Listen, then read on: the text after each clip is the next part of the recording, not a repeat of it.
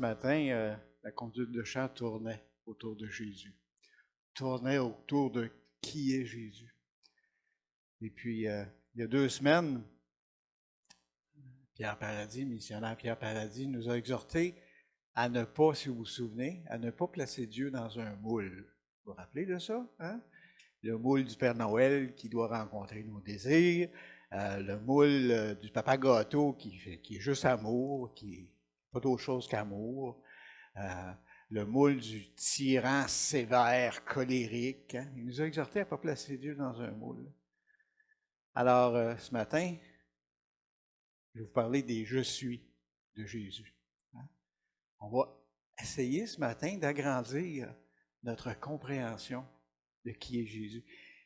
Il est tellement grand, Dieu, on ne peut pas entrer une compréhension complète de Dieu dans nos têtes. Mais on peut enrichir notre compréhension de Dieu. Hein? Il est différent de tout ce qu'on peut imaginer, le Seigneur. Tout ce qu'on peut penser, il est vraiment unique. Hein? Il est grand, le Seigneur. Alors, ce matin, je vais regarder avec vous ce que dit Jésus de lui-même. Je vais examiner avec vous les « je suis » de Jésus dans l'Évangile de Jean. Puis, souvent, je sais que plusieurs de ces « je suis-là » sont utilisés dans un but d'évangélisation souvent. Mais il y a beaucoup de choses pour nous, en tant qu'enfants de Dieu, là-dedans, qu'on puisse ce matin se laisser toucher, imprégner nos cœurs avec une révélation particulière. Que chacun d'entre nous, ma prière ce matin, c'est que chacun d'entre nous, on peut se repartir d'ici avec quelque chose de particulier que le Saint-Esprit va nous avoir montré à propos de la personne de Jésus. Hein? Une révélation particulière, intime, à nous, qui s'applique à nous à propos de Jésus. Parce que le Seigneur a quelque chose de particulier pour chacun de nous ce matin. Amen. Alors, le premier « je suis », on le trouve dans Jean 8, 58. Hein, le verset nous dit, le verset nous dit, Jésus leur dit, en vérité, je vous le dis, avant qu'Abraham fût, je suis. Hein? Alors, le contexte, c'est que Jésus vient de déclarer aux Juifs qui s'opposent à lui qu'il a vu et connu Abraham. Ça fait 2000 ans à ce moment-là qu'Abraham est mort. Ça fait longtemps. Et là, il dit, je suis. Puis tous les pharisiens, les Juifs qui sont là, ils savent que le nom par lequel Dieu s'est révélé à Moïse dans le buisson ardent, c'est « je suis ». Alors, qu'est-ce que Jésus est en train de faire? Premièrement, il se déclare Dieu face aux Juifs. Deuxièmement, il déclare qu'il est éternel. Avez-vous réalisé ça, que pour Jésus, pour le Seigneur, le temps, ça n'existe pas? Avez-vous réalisé ça?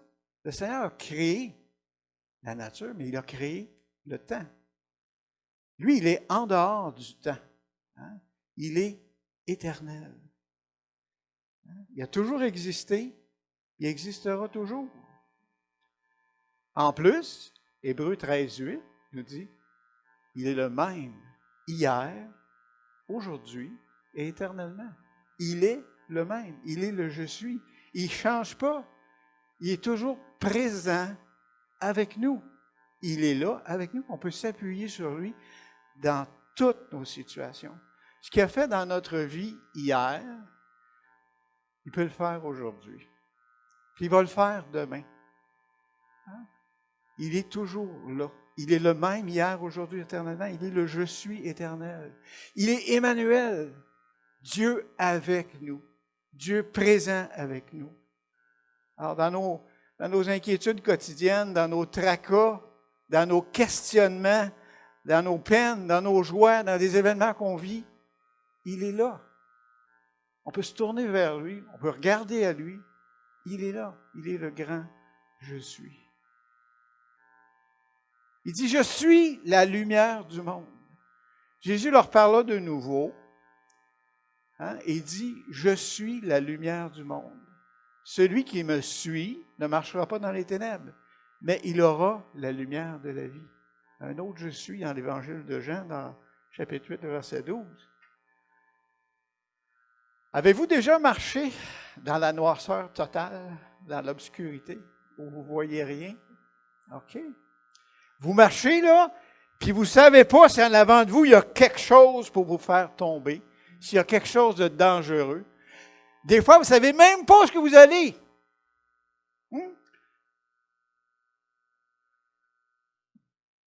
Un grand-père comme moi va en forêt avec son petit-fils. Il fait noir. Pas de lampe de rue dans la forêt, il fait noir. Il s'en va avec son petit-fils par la main.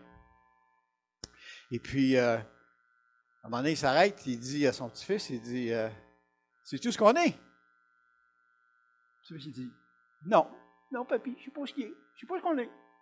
OK. Il continue à marcher un peu. Après ça, il s'arrête et il dit à son fils, à son petit-fils, sais-tu ce qu'on va? Non, papy, je ne sais pas ce qu'on va. Non, ben, je ne sais pas ce qu'on est, puis je ne sais pas ce qu'on va. T'es perdu? Non, papy, je suis avec toi. Hein? Le Seigneur est ma lumière. C'est lui qui éclaire ma vie. Si des fois, on ne sait pas trop où on s'en va, on ne sait pas trop ce qui arrive, le Seigneur est ma lumière. Il est avec nous. Le chant nous parlait ce matin, les chants nous parlaient de tenir la main du Seigneur ce matin. Il est là. Il est avec nous. Hein? On n'a pas à s'inquiéter. Vous savez, le peuple, on a aussi parlé du peuple dans le désert. Le peuple dans le désert, il suivait une colonne de feu la nuit. Quand il marchait la nuit, il suivait la colonne de feu. Tant qu'il suivait la colonne de feu, il s'en allait dans la bonne direction. Il allait dans la bonne direction. Il n'avait pas peur de s'égarer. Hein? La lumière nous révèle qui est Jésus-Christ, qui est le Père, quel est le chemin du salut. Mais ça nous révèle aussi nous-mêmes. La lumière du Seigneur dans nos vies, dans nos cœurs, nous révèle qui nous sommes souvent. Met des choses en lumière dans nos cœurs. Il est la lumière. Il met en lumière ce qui est caché dans nos cœurs. À nous, il met ça en lumière à nous. Pas nécessairement aux autres autour, à nous. Les craintes qu'on a, les rancunes qu'on a. Des fois, dans nos cœurs, il y a des rancunes qui sont là depuis longtemps. On y pense peut-être même plus. Mais quand on arrive face à certaines situations, peut-être à certaines personnes, ça ressort. Le Seigneur met ça en lumière dans nos vies. L'amertume dans nos vies, il met ça en lumière. Parce qu'il veut travailler ça dans nos vies. Il veut changer ça dans nos vies. Il nous le montre. Il ne nous montre pas tout en même temps parce qu'on n'en sortirait pas, je pense. Mais au fur et à mesure, tout le long de notre vie, il nous montre des choses. Il est la lumière. Sa lumière nous apporte de l'assurance. Sa lumière nous apporte du réconfort. Sa lumière nous apporte de la force, de l'espoir. De quoi avons-nous besoin? De quoi le monde a-t-il besoin? De l'espoir. Sa lumière nous apporte de l'espoir. Le pain de vie. Je suis le pain de vie. Au début du chapitre 6, ça c'est dans le chapitre 6, le verset 35, au début du chapitre 6, c'est la multiplication des pains. Avec 5 pains, puis 2 poissons, le Seigneur nourrit 5000 hommes, sans compter les femmes et les enfants, probablement 12-15 000 personnes, qu'il a nourri avec 5 pains et 2 poissons. Puis en plus, quand il a fini, il fait ramasser les morceaux. Il reste 12 paniers. Hein? Alors, qu'est-ce qui arrive aux gens? Les gens se rappellent la manne dans le désert, que Dieu a nourri pendant 40 ans le peuple dans le désert. Là, Jésus vient de faire ça. Alors, ils en veulent encore. Le lendemain, ils cherchent Jésus parce qu'ils ont eu du pain, puis ils en veulent encore. Mais le pain est une nourriture qui périt. Hein, c'est une nourriture qui nourrit notre corps physique. Les gens ont faim et soif pour leur corps. Mais savez que Dieu nous a créés, chacun de nous, avec une faim et une soif spirituelle. Il nous a créés avec un appétit spirituel. Matthieu 4,4 nous dit, l'homme ne vivra pas de pain seulement, mais de toute parole qui sort de la bouche de Dieu. Alors Dieu nous nourrit, le Seigneur nous nourrit, sa parole nous nourrit jusqu'au plus profond de nous-mêmes, jusqu'au plus profond de notre être. Il est notre pain de vie. Hein? Il nous a donné la vie, puis il veut nous garder en vie en nous nourrissant. Hein? Il est le pain qui donne la vie éternelle, puis il est le pain extensible. 5 pains, il est resté 12 paniers, puis il y avait 12 000, 15 000 personnes qui ont mangé. Il y en a pour tout le monde. La parole de Dieu, il y en a pour tout le monde. Mais, comme vous savez, je ne peux pas manger pour vous. Personne ne peut manger pour une autre personne. Chacun doit manger pour soi-même.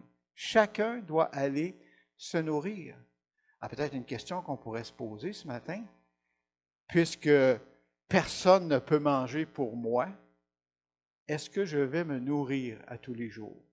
Est-ce que je prends un bon repas de la parole de Dieu à tous les jours?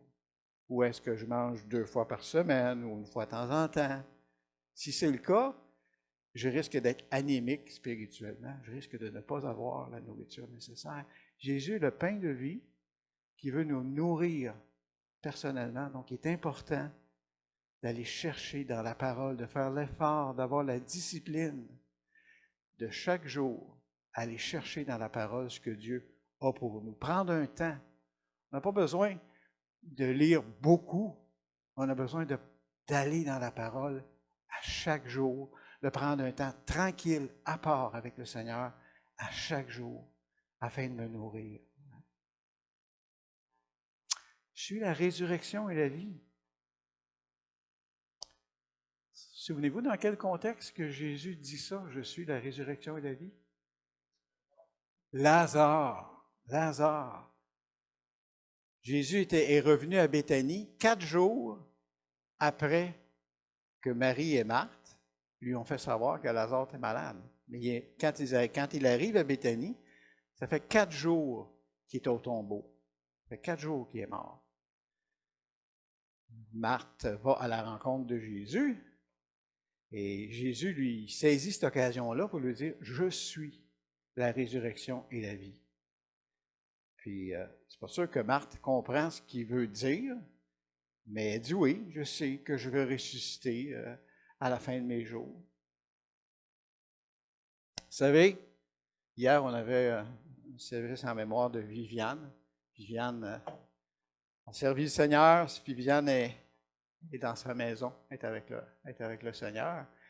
Chacun de nous, un jour, on va mourir. À moins que le Seigneur revienne de notre vivant, ce serait glorieux, mais chacun de nous, un jour, on va mourir. Et puis, ça, c'est certain. Vous savez, hein, j'ai déjà entendu ça. Vous avez certainement déjà entendu ça, qu'il y a 2 choses certaines dans la vie. Vous savez? À quoi? Non. La mort, on va mourir un jour, ça en est un.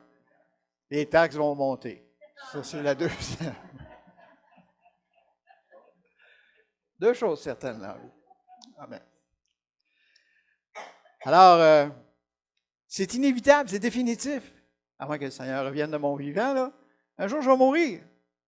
Mais vous savez que, c'était mon cas avant, là, pour certaines personnes, là, penser à la mort, là, ça terrorise, ça les terrorise, il n'y a même pas y penser. Hein? Je pense que c'est Monique qui partageait cette semaine que des gens à la résidence où elle est, ils sont âgés, puis ils vivent comme si, puis ils parlent comme s'ils allaient vivre encore des années et des années. Ils ne veulent pas penser à la mort, ils ne veulent pas penser à Dieu, ils ne veulent pas penser à ce qui est à l'extérieur. Hein? Parce que penser à la mort, ça les terrorise.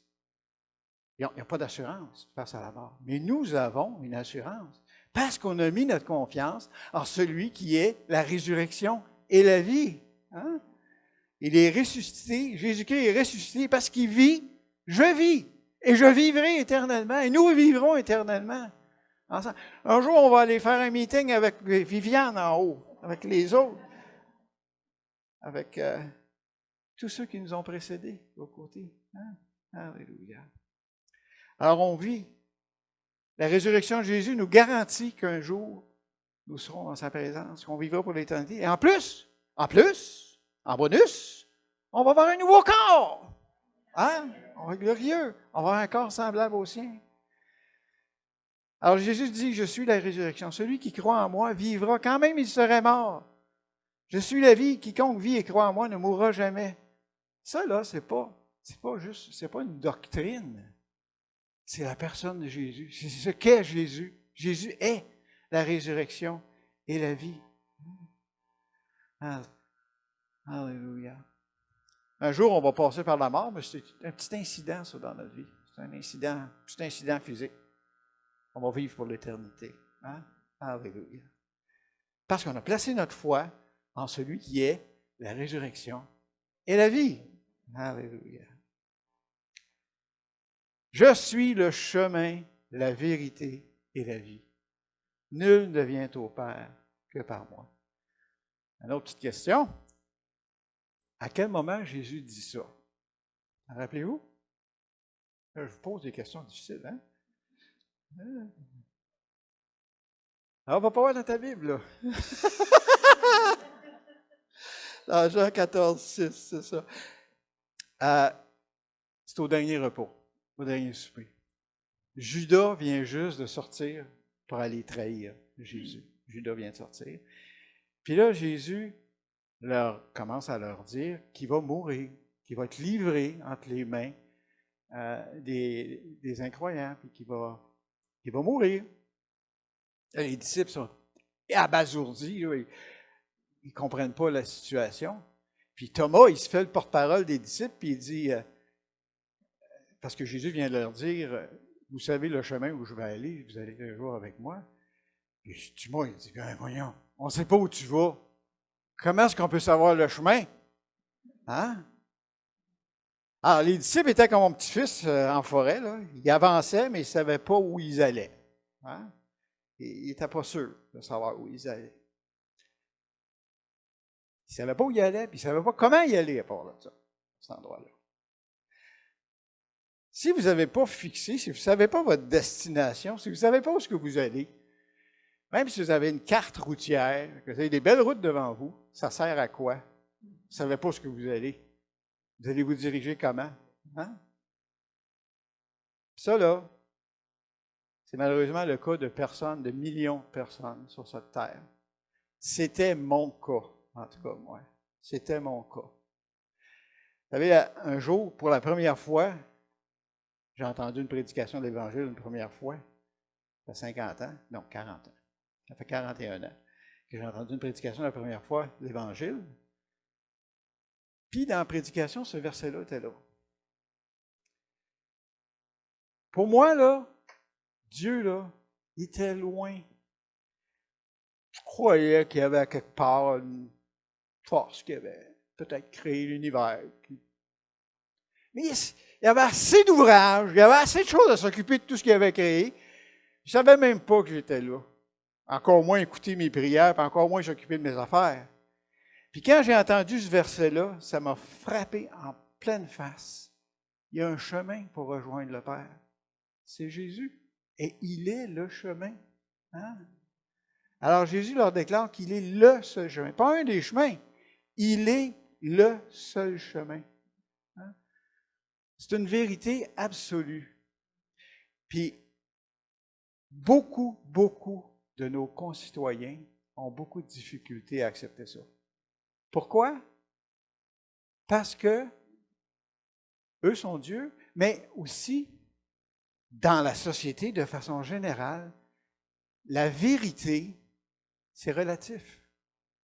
Ça dépend de ton éducation, ça dépend d'où tu es né, ça dépend de l'influence de ta famille, ça dépend de ton environnement, ça dépend de toutes sortes de choses.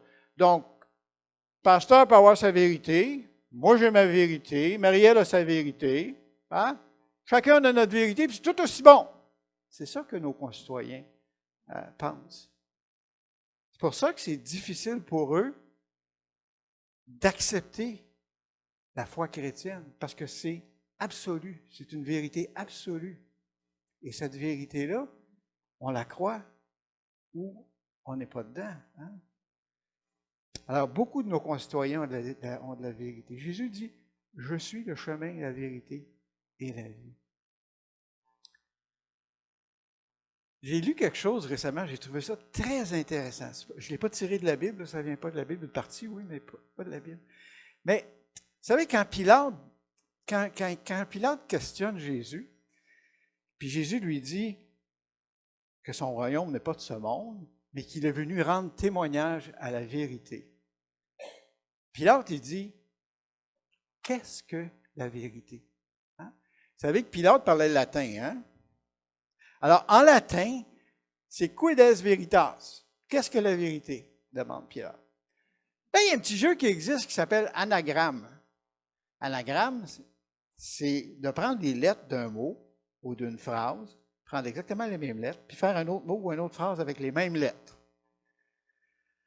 Alors, si on prend les mêmes lettres, on peut avoir la phrase en latin « est vir qui ad est ». Ça dit, c'est l'homme qui est là. Qu'est-ce que la vérité? C'est l'homme qui est là. Et qui était l'homme qui était là? Jésus. C'est lui qui est la vérité. La vérité dans une personne est en Jésus. Hein? Je n'ai pas tiré ça de la Bible, mais j'ai trouvé ça intéressant de voir cette chose-là, parce que c'est une vérité. La vérité, c'est Jésus. Hein? Il nous a envoyé le Saint-Esprit qui nous conduit dans toute la vérité. La parole, dans Jean 8, 32, nous dit, vous connaîtrez la vérité, et la vérité vous rendra libre. Alors, la vérité nous libère. Est-ce qu'aujourd'hui, en venant ici aujourd'hui, est-ce que vous traînez un fardeau avec vous? Est-ce qu'il y a un poids dans vos vies? S'il y a un fardeau, déposez-le au pied de la croix. S'il y a quelque chose qui vous oppresse, s'il y a quelque chose qui... déposez-le au pied de la croix. Faites confiance à Jésus-Christ.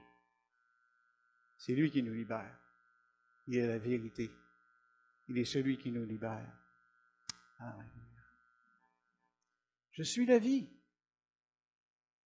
Je suis le chemin, la vérité et la vie. Dans nos difficultés, dans nos tensions sociales, dans les frictions qu'on peut avoir avec les autres. Il est la vie victorieuse. C'est lui qui est la source de la vie. Hein? Si on a des difficultés, il est capable, on se tourne vers lui et il peut nous donner la victoire, il peut nous donner la vie victorieuse.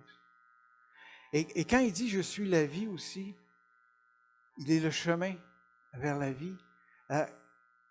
Quand on prie, il nous demande de prier le Seigneur, de prier en son nom. Il dit, vous savez, à un moment donné, il dit, « Vous ne m'avez pas choisi, je vous ai choisi afin que vous alliez, que vous portiez du fruit et que votre fruit demeure, afin que quand vous demanderez quelque chose au Père en mon nom, il vous le donne. » Il est le chemin vers le Père. Il est la vérité qui libère. Il est la vie. Ne nous privons pas d'aller prier, d'aller demander en son nom au Père. Parce qu'il est le chemin pour accéder au Père. Il est la vérité, puis il est la vie. Il est la seule vie qui vaut la peine d'être vécue. La vie en Jésus-Christ. Amen. Alléluia. Je suis la porte. Si quelqu'un entre par moi, il sera sauvé. Il entrera et il sortira et il trouvera des pâturages. Jésus n'est pas une porte, il est la porte. La seule, unique porte. Hein? Il y a des promesses là-dedans. On décortique ça un petit peu, il y a des promesses là-dedans. Il y a une promesse universelle, premièrement. Si quelqu'un entre, donc la porte est là pour tous, il invite les gens à venir à lui pour obtenir la vie éternelle. Il ne force personne. Il force personne. Chacun doit choisir pour lui-même de passer par la porte et d'entrer. Je me souviens dans les premières années, peut-être 1 an ou 2 que j'étais sauvé, mon épouse m'a acheté un cadeau, puis elle m'a acheté une couverture de Bible en cuir, un gros cuir épais, là, fait par des artisans, que je glissais les couverts de ma Bible dedans. Puis, c'était vraiment un beau travail d'artiste, puis elle était gravée Le couvert de ma Bible était gravé par l'extérieur. Puis ce qu'il y avait de gravé dessus, c'était un berger avec une brebis, puis une porte. Puis au côté de la porte, un chemin, puis des pâturages de l'autre côté. Hein? La porte, on entre, mais de l'autre côté, la porte, il y a des pâturages. Puis la porte, on peut l'ouvrir, puis passer dans la porte. Hein? On est libre dans la porte. Alors, il dit, si quelqu'un entre par la porte, il sera sauvé. Il entrera et il sortira. Une promesse de liberté, ça. Hein? Entrer et sortir. Ça nous permet, vous savez, une porte, là, quand on ouvre une porte pour aller à quelque part, ça nous permet d'accéder à ce qu'il y a l'autre côté de la porte. Les choses au côté de la porte. Et nous, qui avons passé par la porte, on a accès à des choses de l'autre côté de la porte. Il dit, il trouvera des pâturages. Et il trouvera des pâturages. Le Seigneur est là, c'est une promesse de soutien. Les pâturages, c'est du soutien pour notre vie spirituelle. De l'autre côté, je peux nourrir mon âme dans des pâturages verts.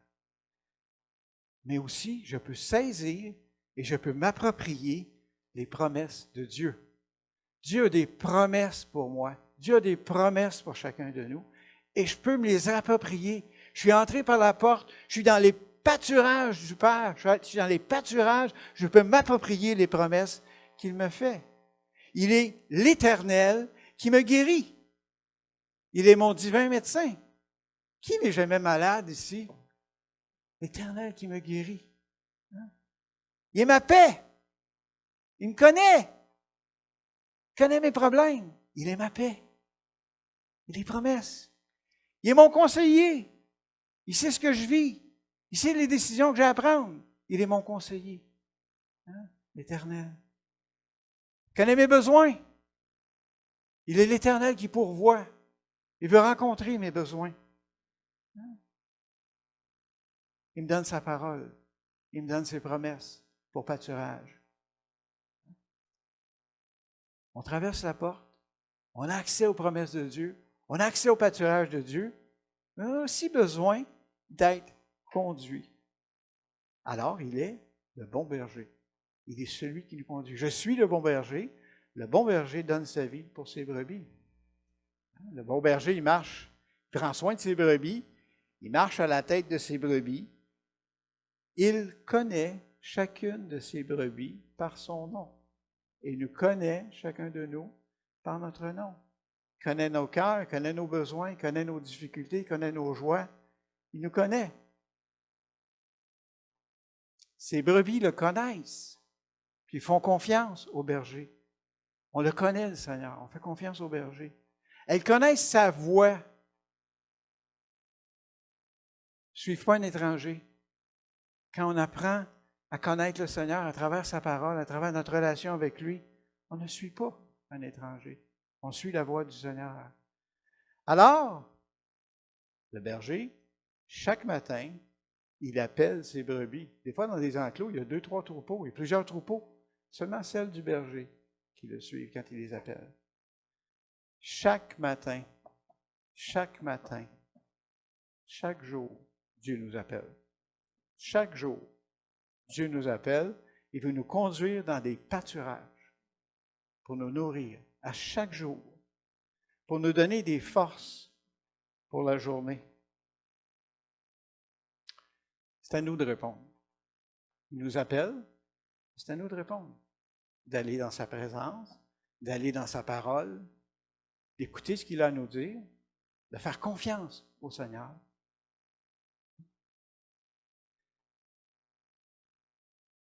Je trouvais ça intéressant. Les brebis en Galilée, puis probablement ici aussi, quand ils vont dans les pâturages le matin, quand ils amènent, le berger les amène dans le pâturage tôt le matin, ils ont non seulement de la nourriture, mais sur l'herbe, il y a de la rosée. Donc, ils ont l'eau et la nourriture nécessaire pour leur journée. Quand le Seigneur nous conduit dans sa parole, il nous donne tout ce qu'on a besoin. Il restaure notre faim spirituelle, mais aussi notre soif spirituelle. Il veille là-dessus. Alors, tant que je me tiens près de mon berger, je peux avoir confiance. Vous savez que Le Seigneur sait très exactement ce que votre journée comporte, ce qui va arriver dans votre vie demain, ce qui va arriver la semaine prochaine, mais ce qui va arriver aujourd'hui. Nous, on se lève le matin, on ne sait pas nécessairement. Des fois, on sait des choses qui sont devant nous. Là. Comme ce matin, je savais que je prêchais ici ce matin. Là. Mais il y a des choses qui peuvent arriver dans ma journée que je n'ai pas prévues. Dieu le sait. Et quand je prends mon temps avec le Seigneur dans sa parole le matin, il me prépare. Ça vous est sûrement arrivé le matin ou le soir, le moment que vous lisez votre parole, de lire quelque chose qui vous touche, qui vous parle, puis vous dites, ben, pourquoi tu me dis ça, Seigneur? Hein? Pourquoi? Un jour, 2 jours, une semaine après, vous savez pourquoi il vous l'a dit. Il vous prépare. Il vous prépare à ça. Et le Seigneur le fait. Alors, je peux avoir confiance dans le Seigneur parce qu'il est mon berger. Si vous avez de l'inquiétude pour l'avenir, si vous avez de l'inquiétude pour quelque chose, vous avez de l'inquiétude pour vos enfants, vos familles, le Seigneur le sait. Et il veut vous préparer, il veut vous utiliser dans ça. Hein? Je peux compter sur sa fidélité. Je peux compter sur sa force. Je peux le suivre sans m'inquiéter. Parce qu'il est là. Il veille sur moi, il s'occupe de moi, il s'occupe de chacun de nous. Alléluia. Je suis le vrai cep. Mon Père est le vigneron. Demeurez en moi et je demeurerai en vous. Vous savez ce que c'est un cep? Hein? C'est un tronc de vigne, puis les serments, c'est des branches de vigne. Ça, c'est une image de notre union avec le Seigneur Jésus-Christ. Quand la branche est unie au tronc, elle reçoit du tronc la sève nécessaire qui lui fait porter du fruit. Le fruit se développe sur la branche, à condition qu'elle reste attachée à la branche, au tronc, par exemple. Si la branche est coupée du tronc, elle sèche. Essayez de prendre des raisins dessus, vous allez voir qu'il n'y en aura pas. Alors, l'union qu'on a avec le Seigneur, c'est une union vivante. C'est une union intime. Chacun de nous, on est unis au Seigneur. C'est une union comme organique, comme le cep et les branches, le serment. Puis il dit, mon Père est le vigneron. Le vigneron, c'est celui qui taille, qui émonde la vigne. Bon, c'est sûr qu'il va enlever les branches sèches. Ça, c'est sûr. Mais il va enlever aussi des choses, des branches vivantes. Parce que l'arbre, lui, là, sa job, là, c'est de faire des branches puis de faire des feuilles. Puis si on le laisse aller, là, il va y avoir plein de branches, plein de feuilles, puis pas beaucoup de fruits. Alors, le vigneron va émonder même les branches vivantes, il va enlever des feuilles après, il va enlever des bouts après, pour que la branche concentre son énergie à faire du fruit. Hein? Pour qu'il y ait du fruit. Ce que le Seigneur veut, c'est qu'on porte du fruit. Puis on n'a pas besoin, pour porter du fruit, là, je trouve ça merveilleux, de s'efforcer. Vous savez, vous avez déjà vu une branche de pommier qui est là pour faire des pommes? Non. Ce qui est nécessaire, c'est que la sève du pommier coule dedans. Mais quand la sève du cep coule en nous, qui sommes des branches, nous portons du fruit. Mais parfois, comme je disais, le vigneron va enlever des choses dans nos vies, qui ne sont pas des mauvaises choses nécessairement, mais qui sont des choses qui prennent du temps, qui prennent de l'énergie dans nos vies, puis qui ne sont pas nécessairement ce que Dieu veut qu'on fasse. Donc, il va enlever des choses pour nous permettre de porter plus de fruits, pour sa gloire.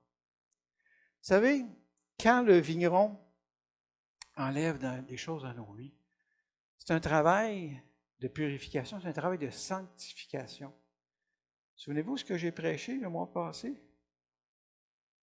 Non, hein, c'est un piège, ça, là, tu nous fais là. Hein? Des fois, moi-même, j'ai la misère à me rappeler ce que j'ai prêché. C'est pas grave. J'ai prêché sur la respiration spirituelle, si vous vous souvenez. Hein? La sanctification. Inspirer les bonnes choses, expirer les mauvaises choses. Ben, Le travail que le vigneron fait sur nous, que le Père fait sur nous, c'est un peu la même chose. Il nous émonde, il enlève des choses dans nos vies pour qu'on porte plus de fruits, pour qu'on soit, qu'on aille, c'est un travail de sanctification. Hein? Il veut qu'on porte une abondance de fruits pour sa gloire. Il ne veut pas qu'on fasse plus pour lui. Il veut qu'on fasse plus avec lui. Il y a une grosse différence. Pour lui ou avec lui. Il veut qu'on fasse plus avec lui. C'est son but. Il y en a-tu ici qui sont des chrétiens décoratifs? Non, on n'est pas personne des chrétiens décoratifs. On est des porteurs de fruits spirituels. On n'est pas décoratifs. On porte du fruit. Et le Seigneur veut qu'on porte plus de fruits. Hein?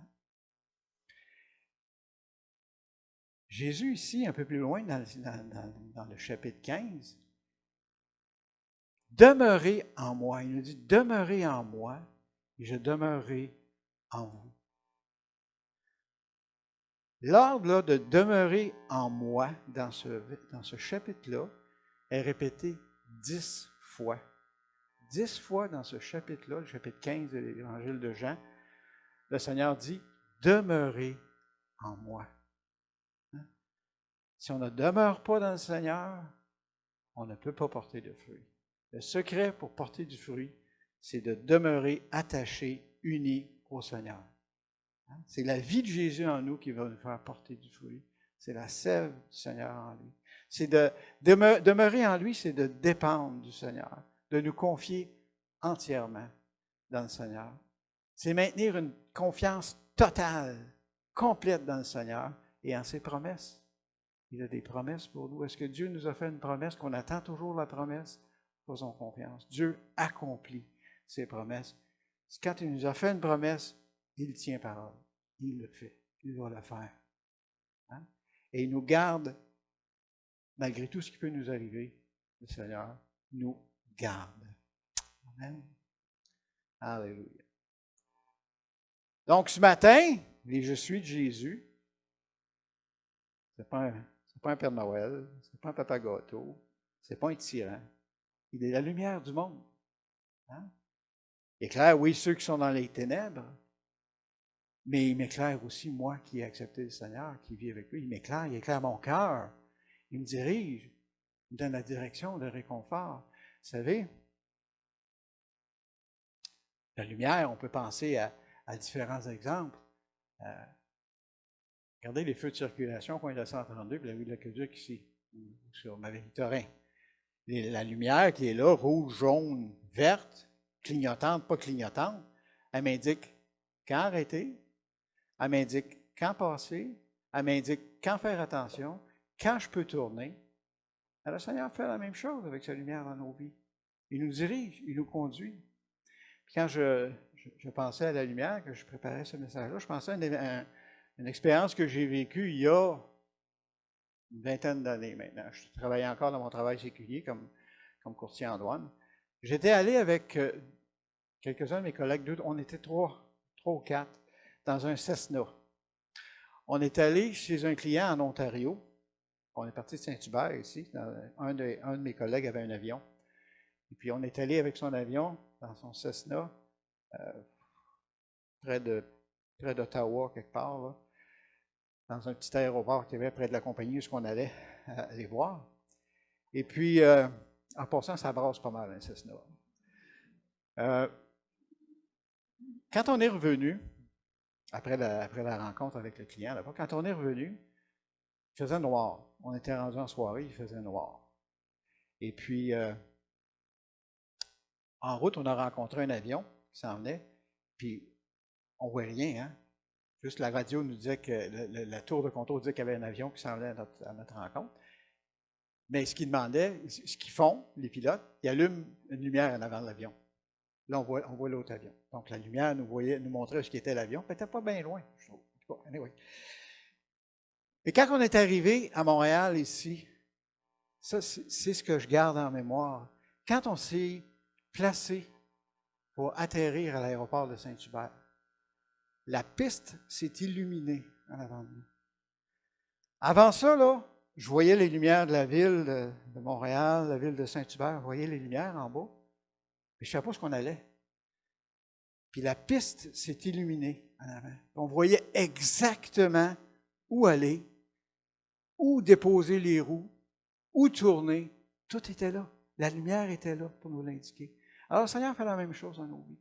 Il nous montre avec sa lumière où aller, quoi faire. Il nous garde en sécurité. Hein, il est le pain de vie. Il me nourrit jusque dans la vie éternelle. Il me donne sa parole. Il est la résurrection et la vie. Je suis vivant éternellement. Vous êtes vivant éternellement. On n'a plus peur de la mort. La mort a perdu tout pouvoir sur nous autres. On n'a plus peur. Hein? On vit éternellement. Il est le chemin, la vérité et la vie. Il y a une révélation complète du Père. Le chemin, la vérité et la vie, c'est une personne. C'est Jésus-Christ. Et en lui, le Père est entièrement révélé. Jésus nous dit, il est la révélation du Père. Il est la source de la vie éternelle. Il est la porte. Il me donne le salut, il me donne la liberté, il me donne le soutien, il me donne l'accès aux promesses de Dieu, il me donne l'accès au pâturage de Dieu. Il me nourrit. Hein? Il s'occupe de moi. Il est mon berger. Il me connaît. Il m'appelle chaque matin. C'est à moi de répondre. Il m'appelle chaque matin. Hein? Il est le vrai cep. Sa vie coule en moi. Il me sanctifie. Il m'émonde. Parce qu'il veut que je porte du fruit. Et il veut que je demeure en lui. Alléluia. C'est ce que je voulais vous partager ce matin. Ce sont tous des aspects que le Seigneur dit de lui-même, que Jésus dit de lui-même, que parfois on a tendance à oublier. Mais ma prière ce matin, c'est que chacun de nous, dans ce qu'on vit dans notre intime, dans notre vie personnelle, qu'on ait pu aller chercher quelque chose de ce que Jésus dit qu'il est ce matin pour chacun de nous. Et qu'on mette notre confiance en ça, notre confiance dans le Seigneur. Amen. Alors Seigneur, merci pour ta présence ce matin. Et je prie, Seigneur, que ce que tu as montré, ce que tu as dit, à travers ta parole, à chacun de nous ce matin, Seigneur Dieu, qu'on puisse partir d'ici sans souvenir, Seigneur Dieu. Mettre notre confiance, notre foi dans ce que toi, Saint-Esprit, t'as placé dans nos cœurs ce matin, Seigneur. Merci de ce que tu nous connais. Merci de qui tu es, Seigneur. Tu es le grand je suis. Tu es celui qui est tellement grand, qui est tellement le tout autre de ce qu'on peut imaginer, Seigneur Dieu. Merci, Seigneur Dieu, de marcher avec nous. Merci de nous parler. Merci de nous éclairer. Merci de nous nourrir, Seigneur Dieu. Et que tu puisses le faire, Seigneur, dans la vie de chacun et chacune ici ce matin, Seigneur Dieu. Et que ce pain que nous avons, il est extensible, Seigneur, qu'on puisse le partager avec d'autres, Seigneur. Que d'autres puissent vouloir se nourrir, Seigneur, à partir de ta lumière, de ta vie qui est en nous, Seigneur. Alors, c'est en Jésus qu'on prie. Amen. Amen. Alléluia. Que Dieu vous bénisse. Bonne semaine.